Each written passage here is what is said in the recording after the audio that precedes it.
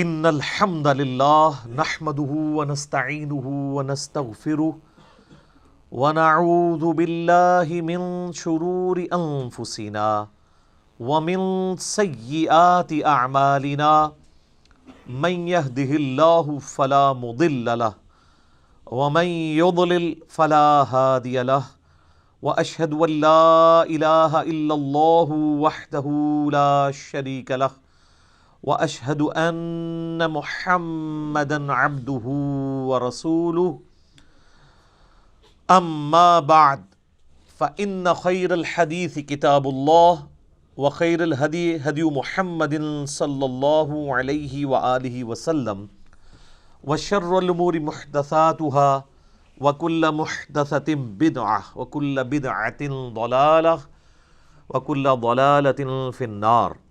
اعوذ باللہ السمیع العلیم من الشیطان الرجیم من ہمزہ ونفخہ ونفثہ بسم اللہ الرحمن الرحیم. رب اشرح لی صدری ویسر لی امری واحلل عقدۃ من لسانی یفقہوا قولی. بسم اللہ الرحمن الرحیم. ان اللہ وملائکتہ یصلون علی النبی یا ایہا الذین آمنوا صلوا علیہ وسلموا تسلیما. اللہم صل علی محمد وعلی آل محمد کما صلیت علی ابراہیم وعلی آل ابراہیم انک حمید مجید.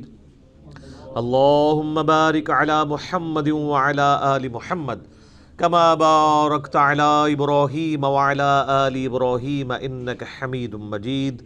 اللہم ربنا آتنا فی الدنیا حسنہ وفی الآخرۃ حسنۃ وقنا عذاب النار. اللہم ربنا آتنا من لدنک رحمۃ وہیئ لنا من امرنا رشدا. لا الہ الا انت سبحانک انی کنت من الظالمین. حسبنا اللہ ونعم الوکیل. یا حی یا قیوم برحمتک استغیث ولا حول ولا قوة الا باللہ العلی العظیم. آمین. الحمدللہ آج 12 جنوری 2020 کو سنڈے کے دن قرآن کلاس نمبر 12 میں 12 نمبر میں ہم سورۃ البقرہ کی آیت نمبر 36 سے آنورڈ سٹارٹ لیں گے. پچھلی دفعہ ہم نے قرآن حکیم کی آیات کا وہ پورشن ڈسکس کیا تھا جس میں اللہ تعالیٰ نے فرشتوں کو حکم دیا کہ آدم علیہ السلام کو سجدہ کیا جائے. سب کے سب سجدے میں گر پڑے سوائے ایک جن کے جس کا نام تفسیر طبری میں ہمیں عزازیل ملتا ہے. اہل سنت کے ہاں معتبر تفسیر ہے, شروع میں لکھی گئی, عزت والا, لیکن بعد میں ذلت اس کا مقدر ہوئی. ابلیس بن گیا, وہ شیطان بن گیا. اس نے انکار کیا اور وہ متکبرین میں شامل ہوا.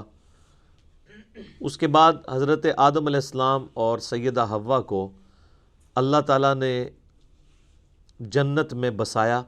اب اس میں اختلاف ہے کہ یہ جنت وہی والی جنت ہے جو الٹیمیٹلی ہمیں ملنی ہے, یا یہ پروٹوٹائپ کوئی جنت تھی جس میں اللہ تعالیٰ نے کسی باغ میں انہیں بسایا ٹیسٹ کرنے کے لیے, اور انہیں حکم دیا کہ یہاں پر تم رہو, لیکن ایک چیز کا خیال رکھنا کہ یہ جو فلاں درخت ہے اس کے قریب بھی مت جانا ورنہ تم ظالموں میں شمار کیے جاؤ گے.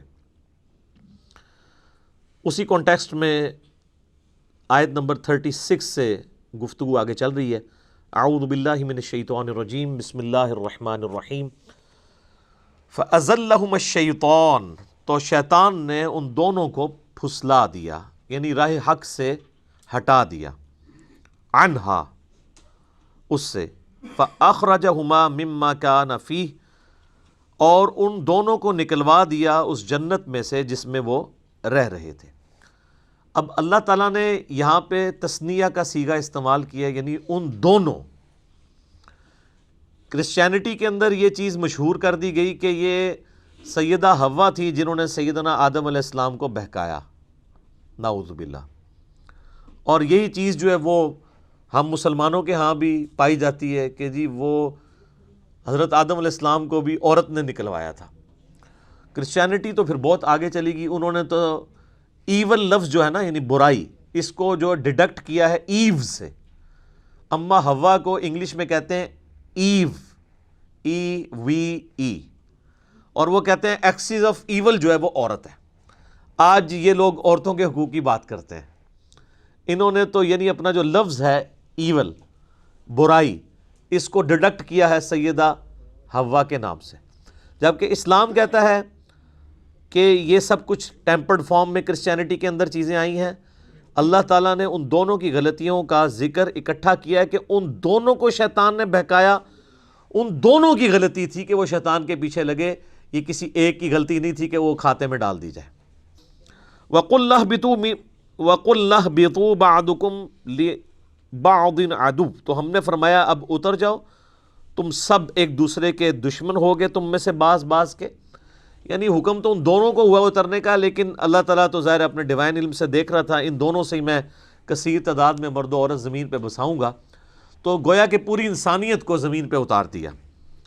وَلَكُمْ فِي الْأَرْضِ مُسْتَقَرٌّ وَمَتَاعٌ إِلَىٰ حِينٍ، اور زمین میں تمہارا ٹھکانہ ہوگا کچھ عرصے کے لیے، اور وہاں سے جو تم نے نفع حاصل کرنا ہے وہ کر لو. یعنی اللہ تعالیٰ ریسورسز بھی پرووائڈ کرے گا، لیکن دنیا کی زندگی تمہاری عارضی زندگی ہوگی، الٹیمیٹلی تمہیں لوٹ کے ہمارے پاس آنا ہے.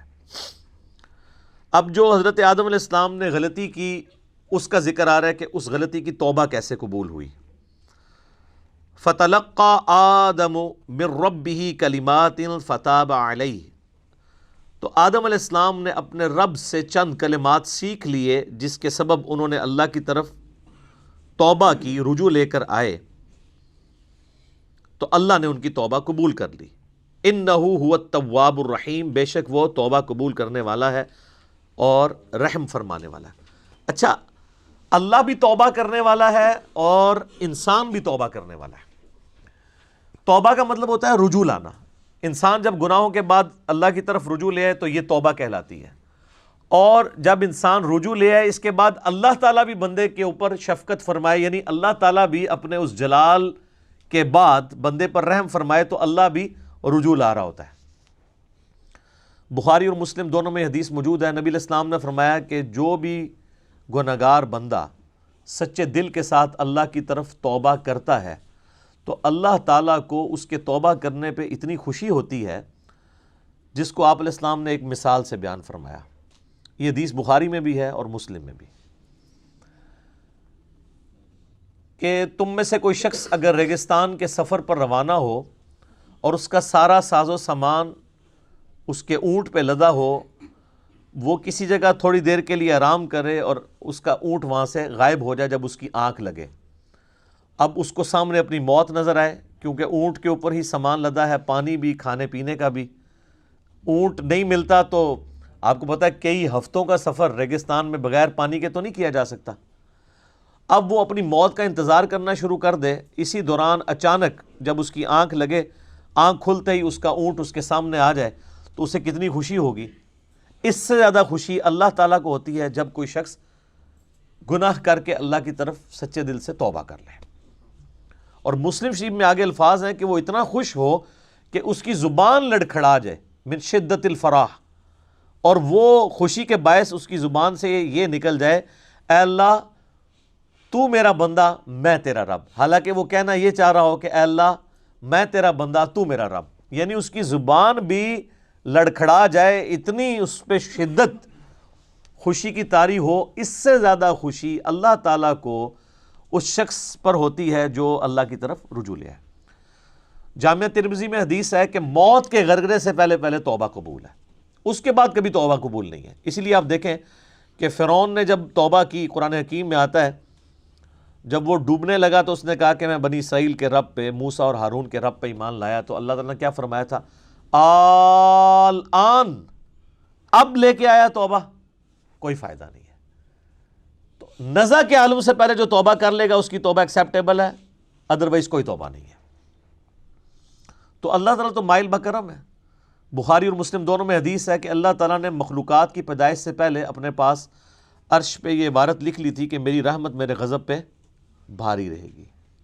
اور یہ انسان کے پاس بہت بڑا ایسٹ ہے کہ اللہ کی رحمت اس کے غضب پر بھاری ہے. ادروائز یہ ایکول بھی ہوتی اور صفت عدل اللہ کی غالب ہوتی تو مارے گئے تھے.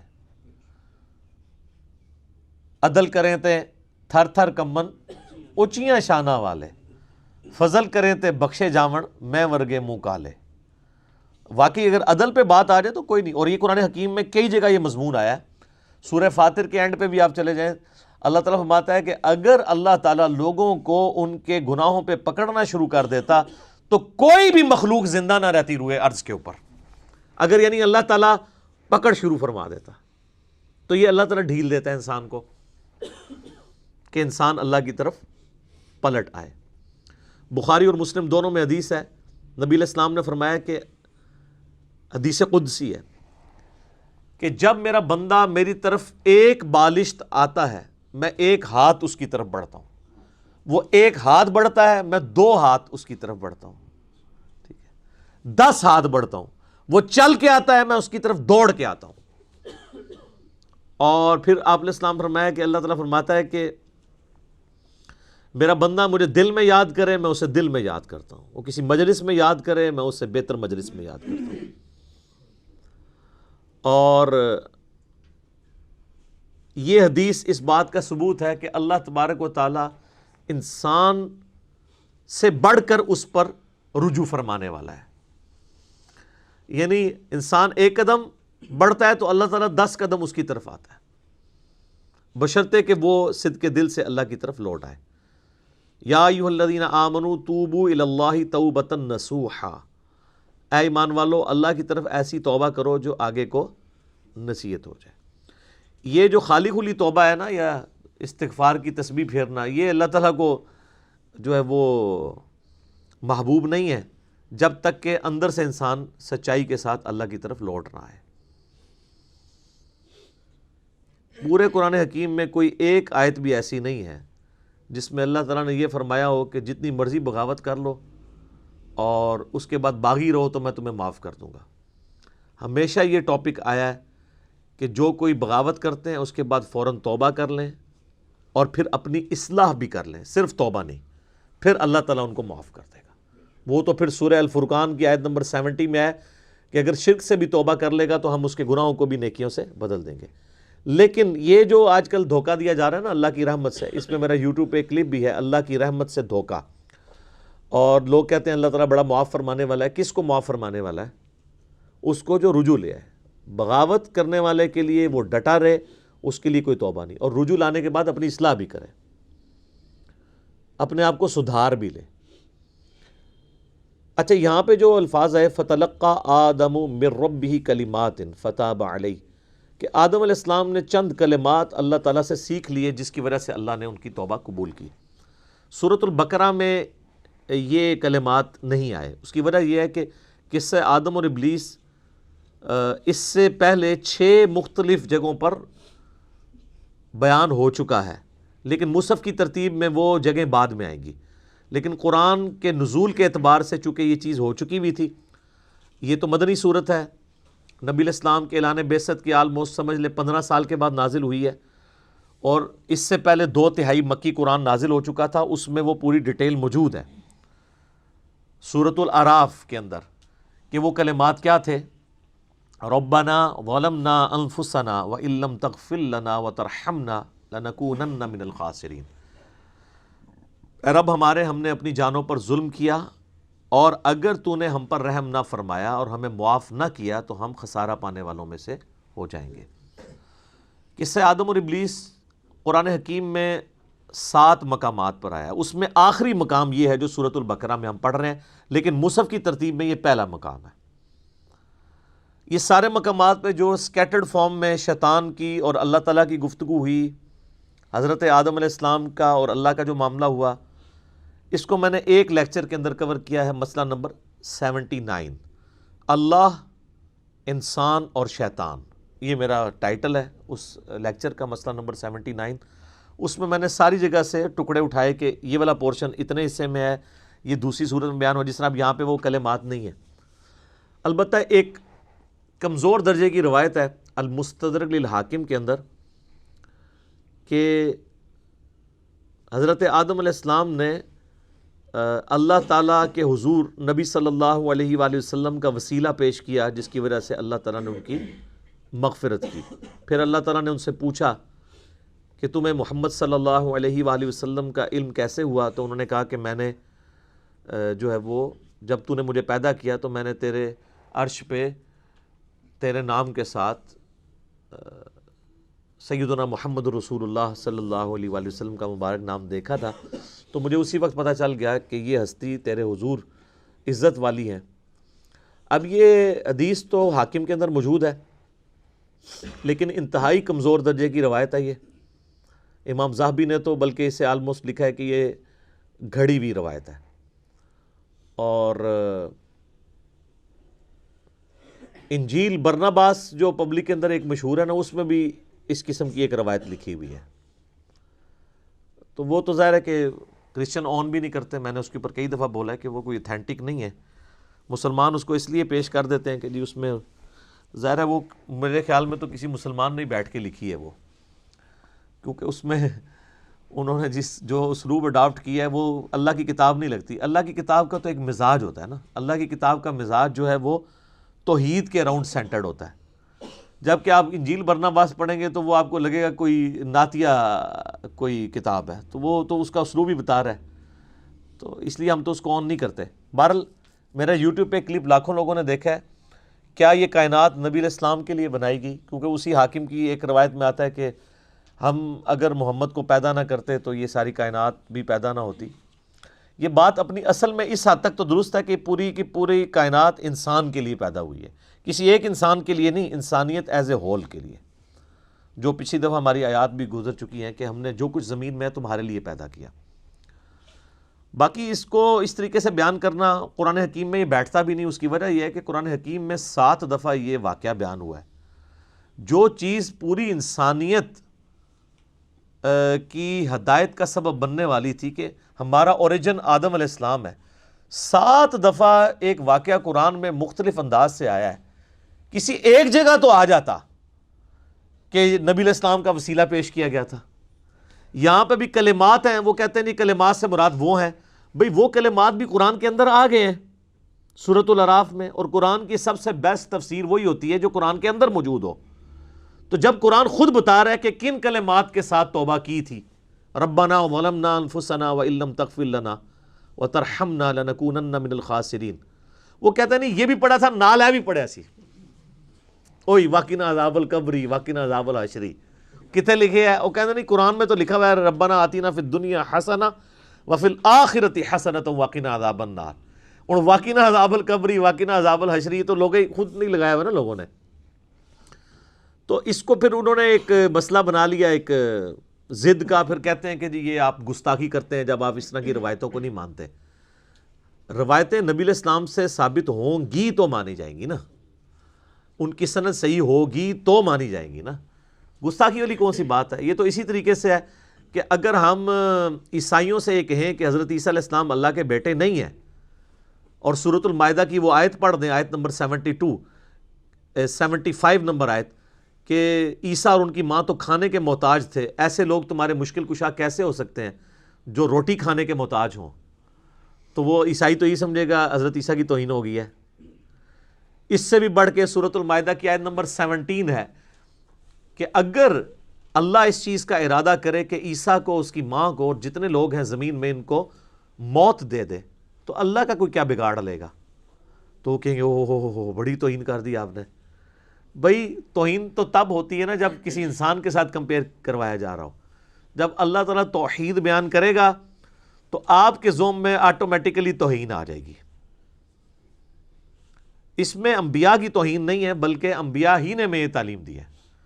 ورنہ میں علم الکلام میں پھکی کے طور پہ ایک جواب دیتا ہوں کہ جامعہ ترمذی میں، سنن ابی داؤد میں، سنن ابن ماجہ میں حدیث ہے، نبی علیہ السلام کو ایک صحابی نے سجدہ کیا، آپ علیہ السلام فرمایا سر اٹھا یہ کیا کر رہا ہے؟ کہ یا رسول اللہ میں وہ کوفے کے پاس ہیرا نامی ایک شہر ہے وہاں گیا تھا، میں نے دیکھا لوگ اپنے سردار کو سجدہ کرتے ہیں، تو آپ تو اللہ کے رسول ہیں، آپ زیادہ حقدار ہیں کہ ہم آپ کو سجدہ کریں، آپ تو ہمارے مذہبی پیشوا بھی ہیں، ہمارے پولیٹیکل لیڈر بھی ہیں، ہمارے ہر لحاظ سے ہمارا سب کچھ آپ ہی ہیں۔ تو آپ علیہ السلام نے فرمایا کہ مجھے بتاؤ جب میں فوت ہو جاؤں گا اور تم میری قبر سے گزرو گے کیا میری قبر پہ بھی سجدہ کرو گے؟ انہوں نے کہا نہیں یا رسول اللہ. تو فرمایا پھر مجھے کیوں سجدہ کر رہے ہو؟ اگر میں سجدہ جائز سمجھتا تو بیویوں سے کہتا کہ اپنے خاوندوں کو سجدہ کریں اس حق کے سبب جو اللہ نے ان کو دیا ہے.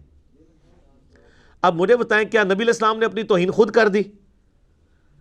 وہ صحابی تو حضور کی عزت میں حضور کو سجدہ کر رہا تھا نا, حضور سے محبت کا اظہار کر رہا تھا نا. تو یہ جو کہتے ہیں عشق دے چلے نمبر لے گئے تے چلا تے صحابی بھی ہو جائے تے حضور علیہ السلام قبول نہیں کرتے, آگے چلے سر چوک یعنی بریکٹ میں. یہ کیا کر رہا ہے؟ عشق دے چلے نہیں نمبر لے گئے, علم والے. انما یخشی اللہ من عبادہ العلماء, اللہ کی خشیت اور معرفت صرف اہل علم کو ہے. قل رب زدنی علما, اے نبی تم بھی دعا کیا کرو اے میرے رب میرے علم میں اضافہ کر دے. قل هل يستوي الذين يعلمون والذين لا يعلمون انما يتذكر اولو الالباب, اے نبی فرما دو بھلا علم والے اور بغیر علم والے برابر ہو سکتے ہیں؟ نصیحت تو نہیں حاصل کرتے مگر عقل والے. تو اسلام تو پورے کا پورا سینٹرڈ اراؤنڈ علم ہے, علم کے بغیر تو کچھ بھی نہیں ہے. اور علم وہ جو اللہ نے اپنے پیغمبروں کے ذریعے کتابوں کے ذریعے دیا ہے, تو اس کو اس طریقے سے ضد نہیں بنانا چاہیے. اب کتابوں کا ذکر ساتھ ہی آ گیا. قُلْ نَهْبِطُوا مِنْهَا جَمِيعًا, ہم نے حکم دیا کہ اب تم سب کے سب زمین پر اتر جاؤ. فَإِمَّا يَأْتِيَنَّكُمْ مِنِّي هُدًى, پھر جب کبھی بھی میری طرف سے تمہارے پاس کوئی ہدایت کی چیز آئے گی یعنی کتاب. فَمَن تَبِعَ هُدَايَا فَلَا خَوْفٌ عَلَيْهِمْ وَلَا هُمْ يَحْزَنُونَ, تو جو کوئی اس کتاب کی پیروی کرے گا تو وہ قیامت والے دن نہ اسے کوئی خوف ہوگا نہ اسے کوئی غم ہوگا. اب یہ دیکھ لیں, یہ کہتے ہیں کتابوں کی بات کرتا ہے, تو قرآن کیا کہہ رہا ہے کہ جب ہمارے ابا جی کو اور ہماری اماں کو اتارا گیا جنت سے تو انہیں یہی نصیحت کی گئی تھی, اور اللہ تعالیٰ ہمارا پوری انسانیت کو جو ان سے پیدا ہونے والی تھی ہم نے ایک ہی دفعہ نصیحت کی کہ اب تو زمین پہ اتر جاؤ, جب کبھی بھی کوئی ہدایت کی کتاب آئے گی تم نے اس کی پیروی کرنی ہے. ٹھیک ہے, مرنے سے پہلے اے مسلمان کر لے اس پہ غور, کتابوں کا خدا اور ہے بابوں کا خدا اور.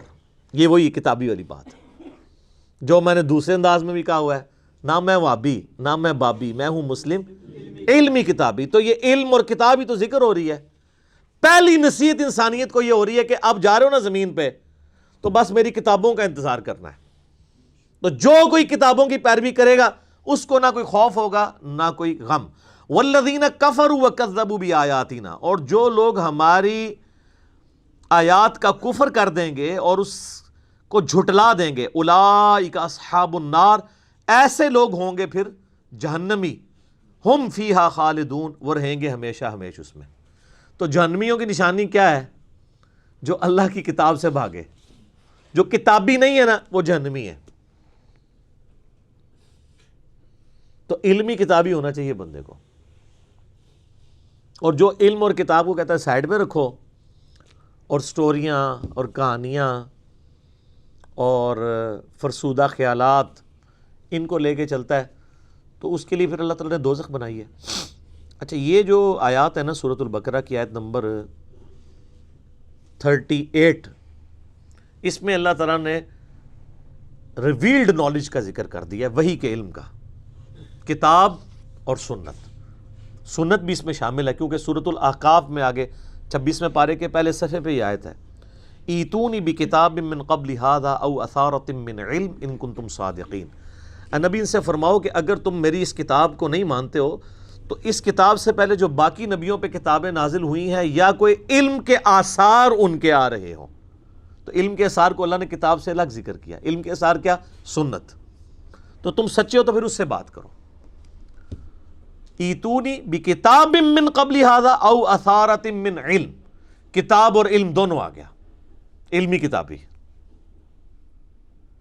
ٹھیک ہو گیا.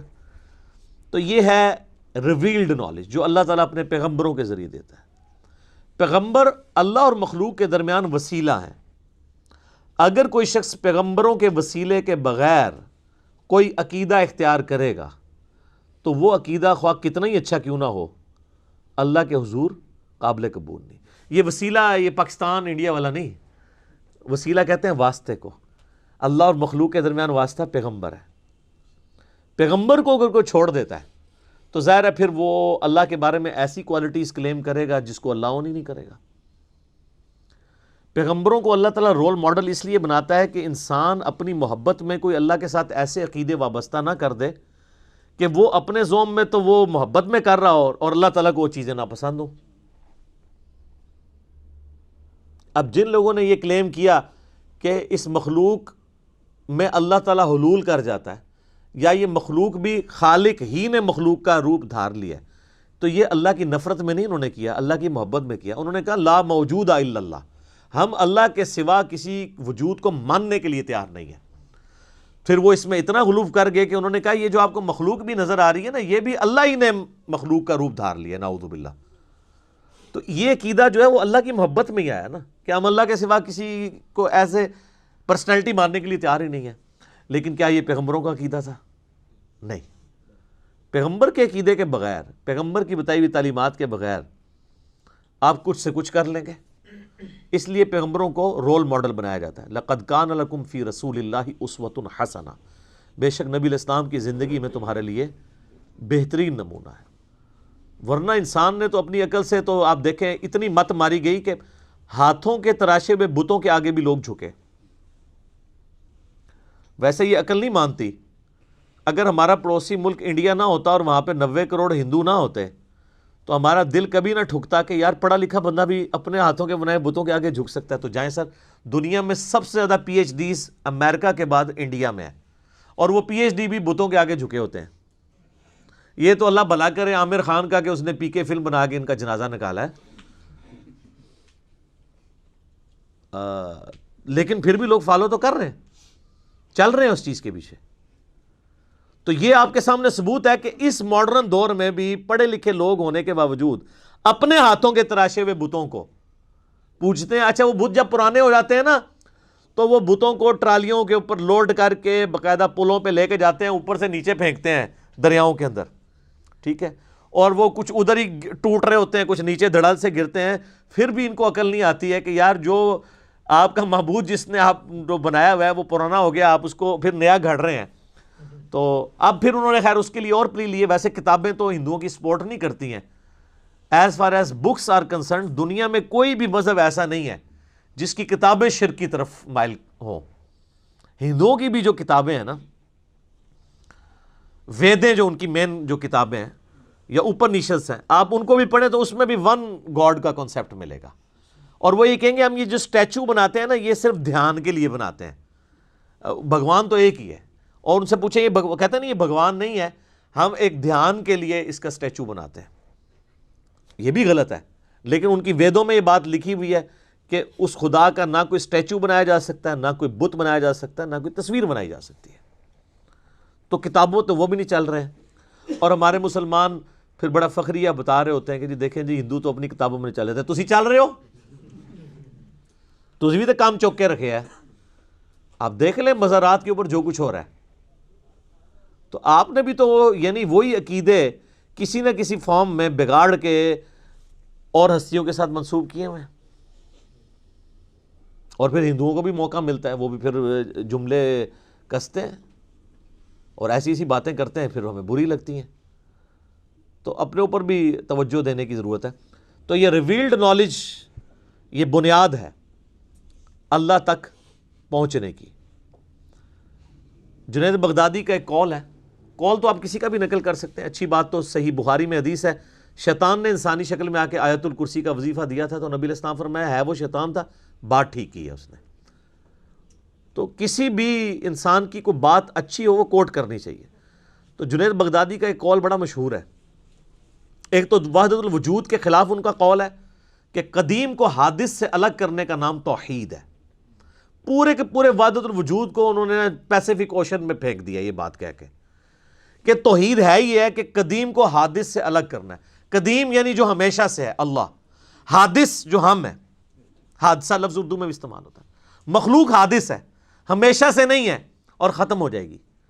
اور اللہ قدیم ہے، ہمیشہ سے ہے، ہمیشہ رہے گا. تو کہتے ہیں قدیم اور حادث کو الگ کرنے کا نام توحید ہے. تو وحدت الوجود تو ختم ہو گیا. وحدت الوجود تو کہتا ہے کہ جی قدیم اور حادث ایک ہی ہے. اور دوسرا جنید بغدادی کا ایک قول بہت زبردست ہے، وہ فرماتے ہیں کہ حواس کی تکمیل عقل سے ہوتی ہے، یعنی جو ہمارے حواس خمسہ ہیں نا، ان کے اوپر جو سمجھ لیں سپرویژن کر رہی ہے چیز وہ ہماری عقل ہے. اگر یہ عقل نہ ہو تو یہ حواس خمسہ ہمارے کام ہی نہ کریں. آپ دیکھ لیں کئی پاگل لوگ ہیں، مطلب وہ کس طرح عجیب و غریب حرکتیں کرتے ہیں چونکہ عقل نہیں کام کر رہی ہوتی. عقل کو استعمال اگر کوئی شخص کر لے تو وہ اپنے ان حواس کو کنٹرول کر سکتا ہے. تو ان حواس کی تکمیل عقل سے ہوتی ہے اور عقل کی تکمیل وحی سے ہوتی ہے، کیونکہ عقل تو صرف فزیکل فینامنا آف نیچر کے علم کے ساتھ ڈیل کرتا ہے، جو فزیکل ورلڈ ہے. The knowledge obtained through observations and experiments, science کا علم. سائنس فرشتوں کو ڈیٹیکٹ نہیں کر سکتی، عذاب قبر نہیں ڈیٹیکٹ کر سکتی، جنت نہیں دیکھ سکتی، جہنم نہیں دیکھ سکتی، اس لیے کہ وہ اس فزیکل ورلڈ کی چیزیں نہیں ہیں. اللہ نے لمیٹیشن کر دی ہے. جس طرح ہمارے کانوں کی لمیٹیشن ہے، ایک خاص فریکوینسی سے اوپر بھی آواز ہم نہیں سن سکتے، اس سے نیچے بھی نہیں سن سکتے. ہمارے سونگنے کی حص جو ہے وہ بہت کم ہے، کتے کی بہت زیادہ ہے. اس لیے آپ کو کتے نظر آتے ہیں ایئرپورٹس کے اوپر سمگلنگ والے لوگوں کو پکڑنے کے لیے. وہ ایسی چیزیں سونگ لیتے ہیں جو ہم نہیں سونگ سکتے. ہاتھیوں کی حساب دیکھ لیں، 40 کلومیٹر دور وہ زمین پہ پاؤں مار کے دوسرے ہاتھی کے ساتھ کمیونیکیشن کر لیتے ہیں. 40 کلومیٹر کوئی ولی نہیں کر سکتا، ہاتھی کر لیتے ہیں. چڑیا دیکھیں اڑ لیتی ہے، کوئی بزرگ نہیں اڑ سکتا ہے تو کوئی اڑ کے دسے. چڑیوں تو ہم روزانہ اڑتے ہوئے دیکھتے ہیں. اور آپ دیکھیں کہ انسانوں کے بنائے ہوئے ڈرونز یا جہازوں کو اڑنے کے لیے، لینڈ کرنے کے لیے رن وے چاہیے، اور چڑیا کو آپ دیکھیں کوئی رن وے نہیں چاہیے. ادھر سے اس تار سے اڑے گی اور ڈائریکٹ دوسرے تار پہ اترے گی، کوئی اس کو بھاگنا نہیں پڑتا، کوئی اس کو پلین جگہ نہیں چاہیے. کتنی پروفیشن کے ساتھ مخلوقات اللہ نے بنائی ہیں.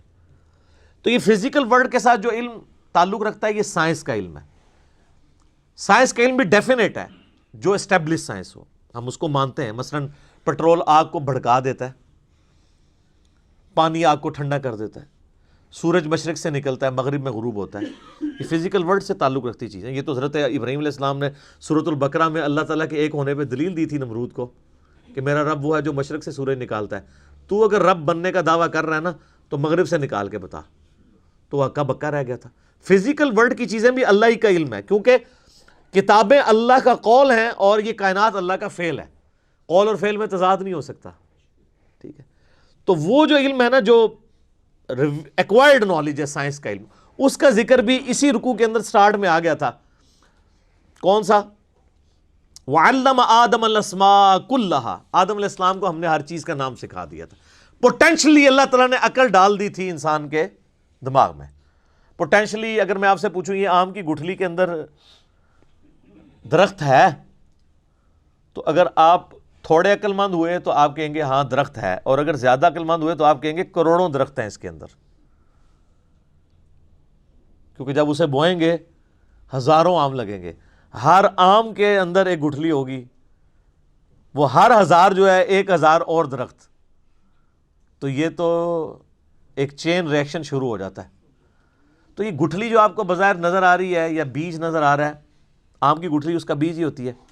اس کے اندر پورا پوٹینشیل وہ ڈیٹا موجود ہے. انسانی عقل میں بھی اللہ نے وہ ڈیٹا ڈالا تھا جو صدیوں کے ساتھ گزرنے کے ساتھ ساتھ آہستہ آہستہ، جس طرح آم کا درخت 8 سال میں ایک پورا پیڑ بنتا ہے نا، اسی ایک گٹھلی میں سے انسانی عقل بھی 10,000 سال کی اس تاریخ میں کرتے کرتے آپ دیکھیں کس عروج پہ پہنچ چکی ہے کہ عقلیں دنگ ہیں کہ انسان نے کیا کر لیا. بلکہ آج سے 100 سال پہلے کا انسان اگر زندہ ہو جائے تو وہ تو پاگل ہو جائے، اور آج کے ہر بندے کوئی بزرگ ماننے کے لیے تیار ہو جائے.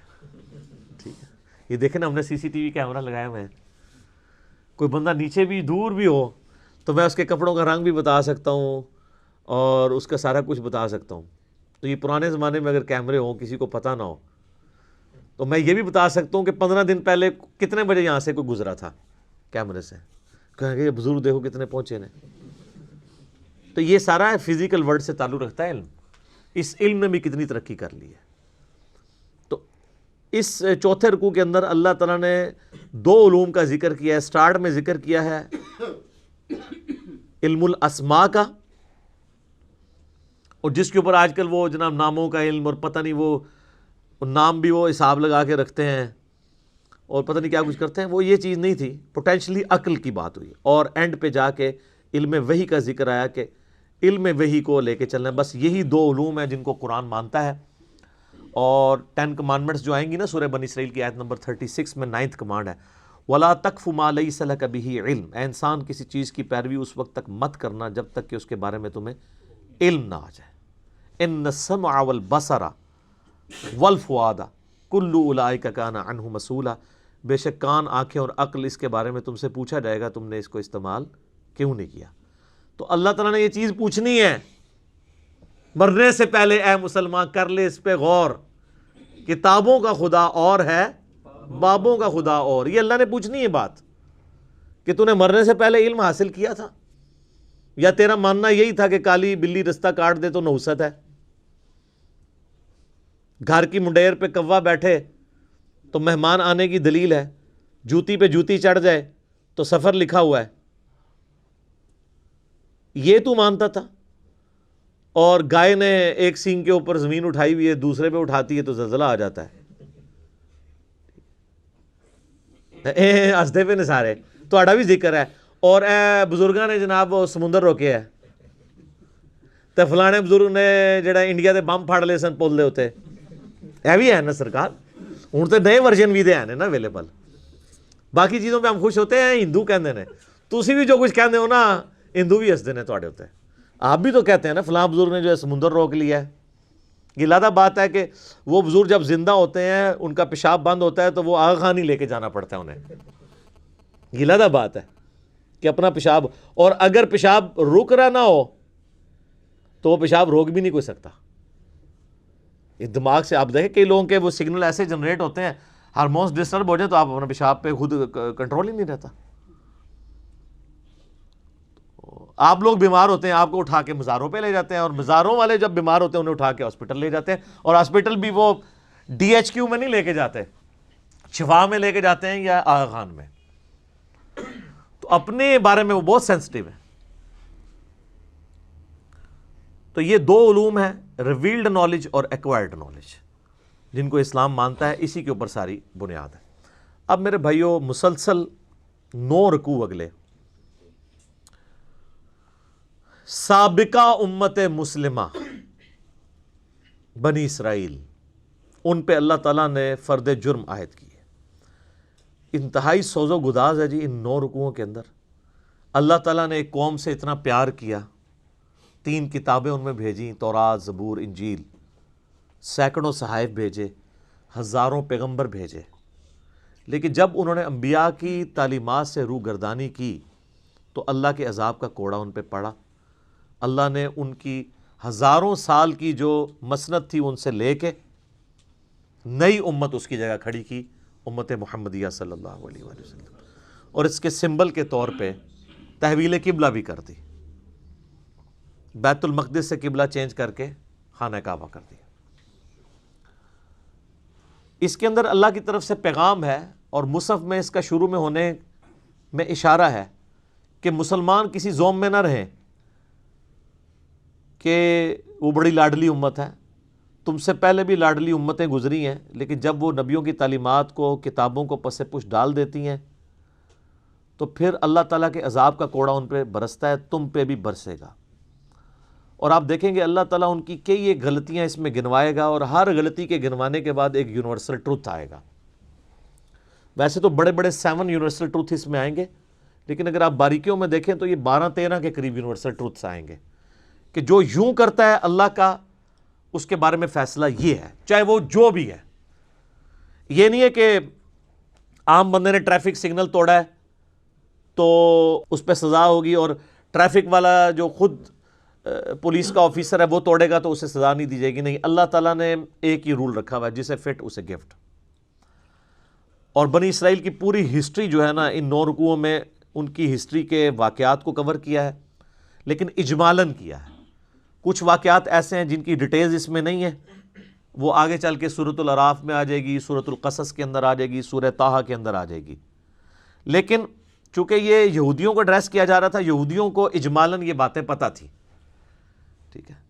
جس طرح ہم ایز اے پاکستانی نیشن ہمیں کئی ایک چیزیں پتہ ہیں، اگر ہم اشارتاً بات کریں کہ جی وہ کارگل کی جنگ، تو اب وہ بتانے کی ضرورت نہیں ہے کب ہوئی تھی، اس میں کیا ہوا، پتہ ہے 65 کی جنگ، 71 کی جنگ. اس طریقے سے بنی اسرائیل کی ہسٹری میں بھی ان کو ایک چیزیں پتہ تھی، یا مسلمانوں کی ہسٹری میں غزوہ بدر، احد، اس کی ڈیٹیلز نہ بھی ہو، صرف ان کے نام بھی ذکر ہوں تو وہ ایک پورا نقشہ مسلمانوں کے ذہن میں آ جاتا ہے.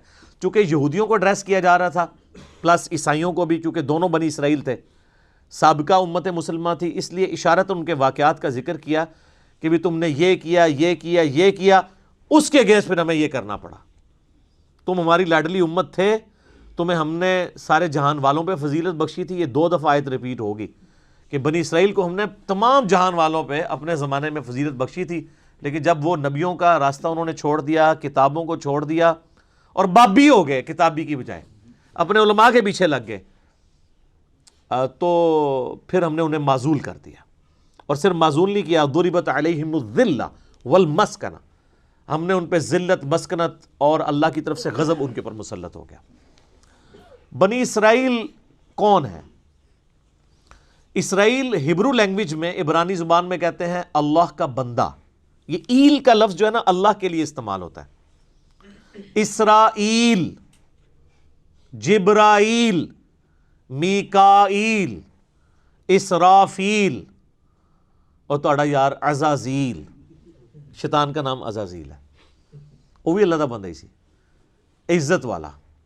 اچھا، تو یہ ہبرو لینگویج میں استعمال ہوتا ہے. اسرائیل جو ہے یہ لقب تھا سیدنا یعقوب بن اسحاق بن ابراہیم علیہم السلام اجمعین. حضرت ابراہیم علیہ السلام کے 2 بیٹے تھے نا، سیدنا اسماعیل علیہ السلام اور سیدنا اسحاق. حضرت اسحاق علیہ السلام کی اولاد میں پھر بنی اسرائیل ہوئے، کیونکہ ان کا بیٹا تھا یعقوب. یعقوب کا لقب تھا اسرائیل، اللہ کا بندہ. اور اس کا ذکر آپ کو سورہ آل عمران کے اندر مل جاتا ہے، پارہ نمبر جو 3 ہے نا. یہ کئی لوگ پوچھ بھی رہے ہوتے ہیں کہ جی یہ، کیونکہ ایسا بھی فتنہ اٹھا ہے کہ لوگ یہ کہہ رہے ہیں جی بنی اسرائیل جو ہے نا وہ اسرائیل، تو حضرت یعقوب کا نام کہیں وارد نہیں ہوا. تو قرآن کے اندر اللہ تعالیٰ نے حضرت یعقوب علیہ السلام کا نام ذکر کیا ہے، پارہ نمبر 4 کے سٹارٹ میں ہی ہے، آیت نمبر 93 ہے سورہ آل عمران کی. کل الطعام کان حلا لبنی اسرائیل الا ما حرم اسرائیل. ہر طرح کا حلال کھانا جو تھا وہ، یعنی جو اچھا جو صاف کھانا ہے وہ بنی اسرائیل کے لیے حلال ہی تھا پہلے، سوائے اس کے کہ جو اسرائیل نے اپنے اوپر خود حرام کر دیا تھا، علی نفسی. یعنی اسرائیل کون؟ یعنی کسی انڈیویجول کا ذکر ہو رہا ہے، حضرت یعقوب علیہ السلام. پوری انسانیت کو پتہ ہے کہ ان کا یہ لقب تھا. اچھا، یعقوب علیہ السلام کے پھر 12 بیٹے تھے. ہر بیٹے سے آگے جو نسل چلی وہ ان کی وہ بنو اسرائیل یا بنی اسرائیل، یعنی یہ بنو یا بنی کا لفظ استعمال ہوتا ہے اولاد کے لیے، بیٹوں کے لیے. تو 12 بیٹے اور وہ آگے 12 قبیلے ان کے چلے، وہ سارے بنی اسرائیل کہلاتے ہیں. یہ بنی اسرائیل جو تھے مدینہ شریف میں آباد تھے یہودی. تو ظاہر ہے کہ وہ اللہ تعالیٰ تو ان سے یہ ایکسپیکٹ کر رہا تھا کہ تمہاری کتابوں میں نبی علیہ السلام کی پروفیسیز موجود ہیں، تو تمہیں تو سب سے پہلے ہی قرآن و حدیث کو مان لینا چاہیے. جو ہمارا گلہ شکوہ ہمارے علماء کے ساتھ بھی رہتا ہے کہ یار علماء تو قرآن و حدیث کے نام پہ اپنی عزتیں ویل کر رہے ہیں. اب جب ہم علماء کو بتاتے ہیں قرآن حدیث میں یہ لکھا ہوا ہے، تو وہ آگے سے ہمیں جو ہے وہ لتوں پہ آ جاندے ہیں. ایسا تو نہیں ہونا چاہیے. لیکن یہ کچھ دنیاوی ٹیچر نہیں کرتے، یعنی دنیاوی کوئی میتھمیٹیشین ہے، میتھمیٹکس کا ٹیچر ہے، وہ اپنے اسٹوڈنٹس کو اگر کوئی کتاب ریکمینڈ کرتا ہے نا، اور وہ خود کوئی فارمولہ غلط لکھ دیتا ہے اور اس کا اسٹوڈنٹ کہتا ہے سر یہ آپ کتاب میں تو یہ نہیں لکھا ہوا، تو وہ سوری کہہ کے فوراً مٹا کے صحیح کر لیتا ہے. لیکن مولوی نہ بھول جاؤ کہ انہوں تسی کہو کہ سر بخاری مسلم میں تو نماز کا طریقہ یہ لکھا ہوا ہے، قرآن میں تو لکھا ہے ایاک نستعین، اور آپ تو بابوں کو پکارتے ہیں، تو کہ ہاں جی بڑی مہربانی آپ نے ہمیں بتا دیا.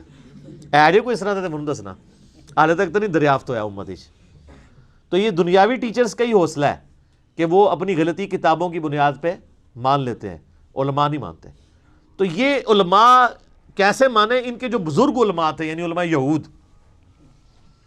ہاں کیٹیگری تو وہی ہے نا سر، یہ یعنی علماء ایک کیٹیگری تو ہے نا، جیسے ڈاکٹری کی فیلڈ ایک کیٹیگرائزیشن میں تو آپ کہیں گے نا میڈیکل کی فیلڈ ہے، چاہے وہ ڈاکٹر اب مسلمان ہے کافر ہے تو ایک چیز کو تو مان رہا ہے نا، ایک اس طریقے سے انجینئر ایک اس لائن کو تو لے کے چل رہا ہے، اس طرح علماء کی بھی ایک لائن ہے، علماء یہود ان کے اندر وہی خرابیاں تھیں جو آج ہمارے علماء کے اندر پائی جاتی ہیں، اور اس میں آپ دیکھیں گے کہ اللہ تعالیٰ کا غصہ سب سے زیادہ ہے ہی علماء کے اوپر ہے، بنی اسرائیل کے، کہ یہ لوگوں کو ورگلا رہے ہیں۔ یہ آپ کو گفتگو کے اسلوب سے پتہ چل جائے گا کہ اللہ تعالیٰ فرماتا ہے کہ بھئی تم سب سے پہلے کافر بن گئے ہو، تمہاری کتابوں میں تو نبی علیہ السلام کی پروفیسیز موجود تھی کہ پیغمبر آخر الزمان صلی اللہ علیہ وآلہ وسلم نے آنا ہے، بجائے اس کے کہ تم اس کو قبول کرتے تم الٹا سب سے پہلے دشمن اس نبی کے بن گئے ہو اور لوگوں کو بھی دین پہ آنے سے روک رہے ہو۔ تم سے تو میں یہ ایکسپیکٹ نہیں تھا، تم تو ماننے والے تھے۔ جس طرح اہل حدیث سے کہتے ہیں یار تم تو بخاری مسلم کی بات کرتے تھے، آج اگر آل امیہ کے خلاف ہم بخاری مسلم سے حدیثیں لے کے آئے ہیں تو تم نے ائمہ شیعہ کیوں شروع کر دی ہے؟ دیکھ لینا ہے نا وہ چیز، تو یہاں آپ کو وہ چیز نظر آئے گی۔ یا بنی اسرائیل، اے اسرائیل علیہ السلام، یعقوب علیہ السلام کی اولاد، اے ان کے بچوں، اے اولاد یعقوب، اذکروا نعمتی التی انعمت علیکم، یہ میں نے چونکہ وقف کیا تھا اس لیے اذکروا اسے پڑھا ہے، ورنہ ساتھ ملاتا تو اسرائیل اذکروا پڑھا جاتا۔ اس نعمت کو یاد کرو جو ہم نے تم پہ کی تھی۔ اوفوا بعہدی اوفی بعہدکم، تم اپنا عہد پورا کرو جو تم نے میرے ساتھ کیا تھا، میں اپنا عہد پورا کروں گا جو میں نے تم سے کیا تھا۔ وَإِيَّايَ فَارْهَبُونَ، اور صرف مجھ سے ہی ڈرو۔ کسی اور کا ڈر کیوں لگا ہوا ہے جس کی وجہ سے تم عہد پورا نہیں کر رہے؟ وہ ڈر کیا تھا؟ اپنی چودراہٹ چھین جانے کا۔ کون سا عہد تھا جس کا اللہ نے سٹارٹ کیا ہے بنی اسرائیل؟ اس عہد کو پورا کرو جو تم نے مجھ سے کیا تھا، میں بھی اپنا عہد پورا کروں گا۔ کیا عہد تھا؟ عہد یہ تھا کہ اللہ تعالیٰ نے ہر پیغمبر سے یہ عہد لیا ہے کہ وہ آنے والے پیغمبر کے بارے میں اپنی امت کو بتائے اور یہ چیز پکی کر کے جائے کہ جب وہ پیغمبر آئے تو اس کے اوپر ایمان لے کے، جو سورہ آل عمران میں موجود ہے۔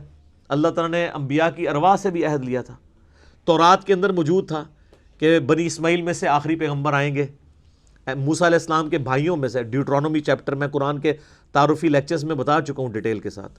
آج بھی کتاب الاستثناء چیپٹر آپ ڈیوٹرانومی نکالیں، تورات میں 18 نمبر باب کی 18 نمبر آیت ہے، اے موسیٰ میں تیرے ان بھائیوں میں سے یعنی بنو اسماعیل میں سے تیری مانند ایک رسول اٹھاؤں گا، اور یعنی تیری مانند ہوگا۔ وہ میں نے ساری ریزیمنس بتائی ہیں۔ اسی طریقے سے گاسپل آف جان جو نیو ٹیسٹمنٹ ہے، انجیل، اسی کتاب مقدس کے اندر اس میں موجود ہے۔ حضرت عیسیٰ علیہ السلام کہتے ہیں کہ مجھے تمہیں بہت کچھ کہنا ہے لیکن ابھی تم متحمل نہیں ہو، وہ آخری پیغمبر جب آئیں گے تو وہ تمہیں ساری باتیں بتائیں گے، وہ ہستی جب دنیا میں آئیں گی وہ میرا نام روشن کریں گی اور اللہ تعالیٰ ان کے منہ میں اپنا کلام ڈالے گا۔ یہ کوالٹی اور کسی پیغمبر کی نہیں ہے۔ باقی پیغمبروں کو کتابیں سلیبس کی فارم میں دی جاتی تھی، ہمارے نبی علیہ السلام کے دل پر اللہ نے قرآن کو نازل کیا، اور یہ اگلے نبیوں کو پتہ تھا کہ آخری نبی کی ایک یونیک کوالٹی یہ ہوگی کہ ان کے دل میں کلام اتارا جائے گا، جو قرآن میں بھی ہے، وَمَا يَنطِقُ عَنِ الْهَوَىٰ إِنْ هُوَ إِلَّا وَحْيٌ يُوحَىٰ۔ نبی علیہ السلام اپنی خواہش نفس سے کچھ نہیں کہتے بلکہ وہ وہی کہتے ہیں جو اللہ تعالیٰ ان کو وہی کرتا ہے۔ تو اللہ تعالیٰ ہمارا ہے کہ جو تم نے عہد کیا تھا، وہ آگے چل کے سورۃ البقرہ میں 89 نمبر آیت آئے گی کہ نبی علیہ السلام جب دنیا میں تشریف نہیں لائے ہوئے تھے، اس وقت یہودی جب مار کھاتے تھے اوس اور خزرج سے، جو مشرکین عرب کے قبائل تھے، تو ان کو یہ دھمکی لگایا کرتے تھے کہ آج تو تم ہمیں مارتے ہو، جب وہ آخری نبی آئیں گے ہم ان کے ساتھ مل کے تمہارے خلاف جنگ کریں گے، پھر پوری دنیا میں ہمارا ڈنکا ہوگا۔ تو یہ عہد ان کو پتا تھا کہ اللہ نے یہ عہد کیا ہے کہ آخری نبی کے ذریعے رومن اور پرشین امپائر کو اکھاڑ کے اللہ تعالیٰ پوری دنیا پہ اسلام کا غلبہ کرے گا۔ لیکن جب وہ آخری پیغمبر آئے تو وہی یہودی منکر ہو گئے، اور وہ اوس اور خزرج جن کو یہ دھمکی لگایا کرتے تھے انہوں نے اسلام قبول کر لیا۔ تو وہ ہدایت جو ڈائریکٹلی یہودیوں کے لیے نازل ہوئی تھی اس سے انہوں نے تو استفادہ نہیں کیا، لیکن اوس اور خزرج نے کر لیا۔ تو اس سے یہ بات پتہ چلی کہ اللہ کا کوئی رشتہ دار نہیں ہے، ورنہ یہ تو رشتہ داری بنائے بیٹھے تھے نا بنی اسرائیل، 80 ساڑھے ورگے کا کوئی ہو سکتا ہے؟ اللہ نے اٹھا کے پرے پھینکا۔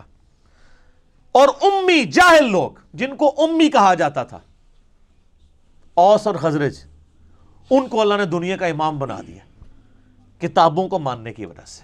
یہ بابوں کو مانتے رہ گئے، اپنے علماء یہود کو، یہودی علماء نے کہا نا، آگے آپ کو پتہ چلے گا وہ کس طریقے سے مخالفت کرتے تھے نبی علیہ السلام کی۔ یہ تو اب 3-4 سپارے چلنے ہی اس کے اوپر ہیں، کیا کیا سازشیں کرتے تھے۔ تو اسی لیے میں کہتا ہوں مولوی اتنی پیڑی شیو ہے کہ نبی بھی موجود ہو، مولوی کے ورگلانے کے اوپر عوام الناس نبی کی بات نہیں سنتی، مولوی کی بات کے پیچھے لگ جاتی ہے۔ تو سر آج اگر مولوی کی بات کے پیچھے لوگ لگے ہوئے ہیں اور کتاب و سنت کو نہیں مان رہے تو کوئی زیادہ پریشانی کی بات نہیں ہے۔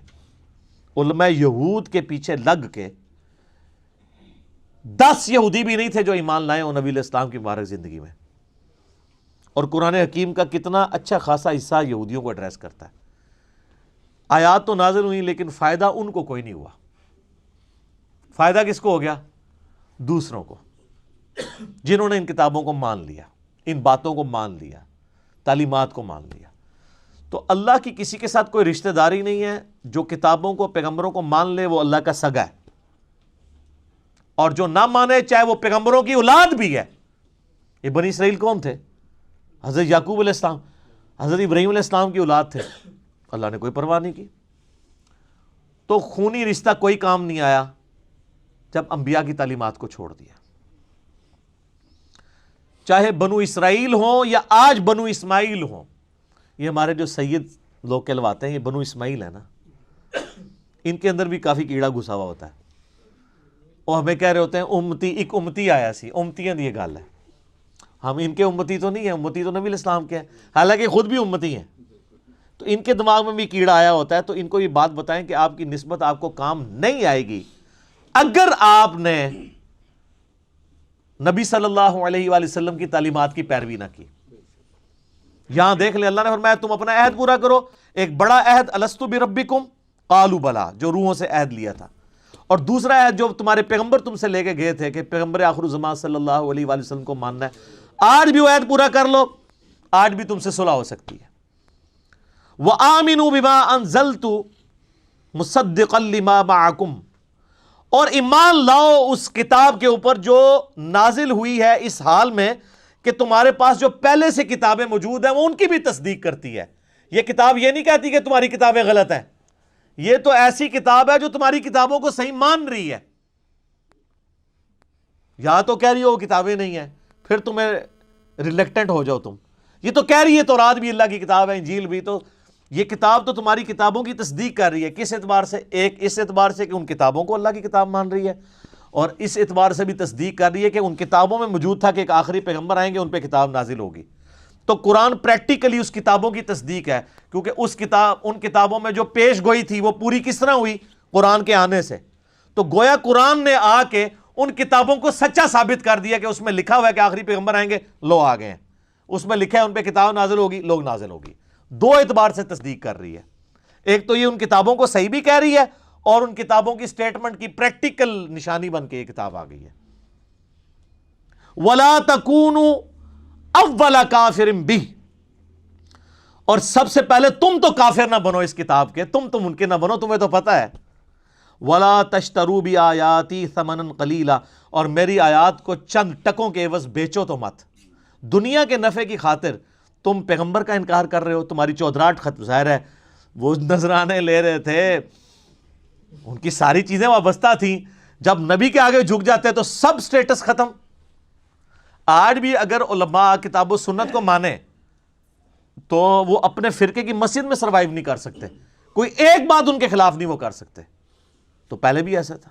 تو اللہ فرما رہا ہے تم تو پہلے کافر نہ بنو اور چند ٹکوں کے عوض دین نہ بیچو، وَإِيَّايَ فَاتَّقُونَ، اور صرف مجھی سے ڈرو۔ یعنی بار بار اللہ تعالیٰ دیکھے ڈرنے کا ذکر کر رہا ہے کہ اگر تمہیں واقعی اللہ کا خوف ہے نا کہ مرنے کے بعد اللہ کے حضور پیشی ہونی ہے، تو پھر تم یہ ایمان قبول کر لیتے۔ تو اس سے کیا پتہ چلی کہ جو علماء نہ ڈر ہو جاتے ہیں، بے فکرے ہو جاتے ہیں اللہ تعالیٰ کے معاملات میں، ان کو کبھی بھی ہدایت نہیں ملتی، نیور۔ جس کی مثال یہ ہے کہ نبی علیہ السلام کے مبارک زمانے میں ان کو ہدایت نہیں ملی۔ وَلَا تَلْبِسُوا الْحَقَّ بِالْبَاطِلِ، اور حق کو باطل کے ساتھ مت ملاؤ۔ وَتَكْتُمُوا الْحَقَّ، اور حق کو مت چھپاؤ۔ وَأَنْتُمْ تَعْلَمُونَ، اور تم جانتے تو ہو کہ یہ حق ہے. جانتے بوجھتے ہوئے حق اور باطل کو مکس نہ کرو.